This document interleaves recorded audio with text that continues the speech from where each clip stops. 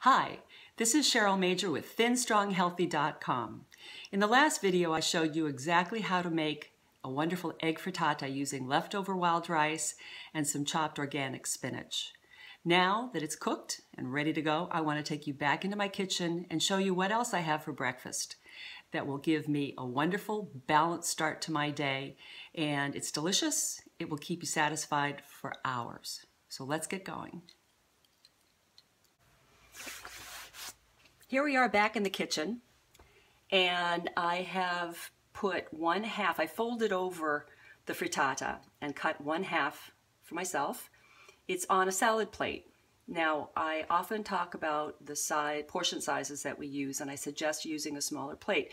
If this breakfast that I'm about to enjoy were on a dinner plate, it would look like a really small amount of food. But on a salad plate, believe me, it looks like plenty. And when I eat it, I will be satisfied, but not stuffed, and that's what you want to aim for. Now, along with the frittata, I have 1/4 of a fresh avocado, and I have fresh cut up fruit. Now, I like to add little fresh or dried dill to the frittata, and I also like to put on a little ground allspice on my fruit.